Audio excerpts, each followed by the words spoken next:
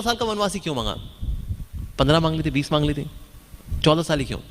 क्योंकि त्रेता युग में 14 साल is the duration of time कि अगर कोई व्यक्ति अपनी प्रॉपर्टी को क्लेम नहीं करता तो जो 14 साल के लिए उसको संभाला हुआ है वो उसका प्रोप्राइटर माना जाता है। फिर तो 14 साल तक राम जी जब वनवास में रहेंगे तो उस वक्त संभाले कौन? भरत।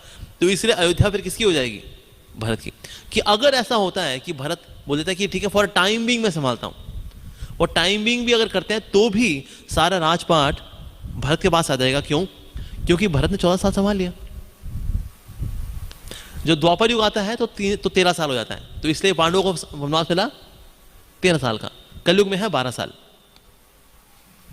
कह रहे यहाँ तो खैर 12 घंटे में काम चलता है, 12 घंटे हो गए हैं भाई इस जगह पे हमारी, और क्या जो बिगाड़ना बिगाड़ लो। पर त्रेता में जो था ये 14 साल का था कि अगर 14 साल अगर कोई व्यक्ति एक स्थान पे रह जाता है तो फिर लाइक दैट। और आचार्यगण इसमें एक और कमेंट्री देते हैं कि 14 साल ही क्यों? 14 वास्तव में 14 प्लैनेटरी सिस्टम्स भी हैं।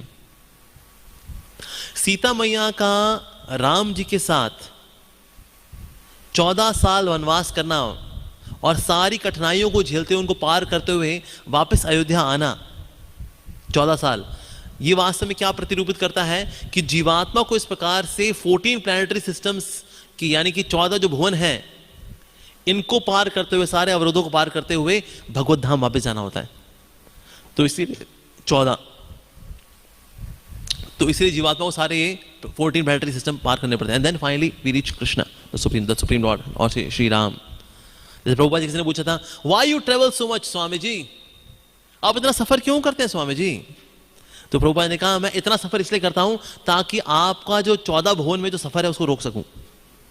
आई travel so much to stop your travelling in 14 planetary systems. I travel so much to stop your travelling in 84 lakh species of life. तो इसीलिए तो 14 जो है इसकी सिग्निफिकेंस ये भी है।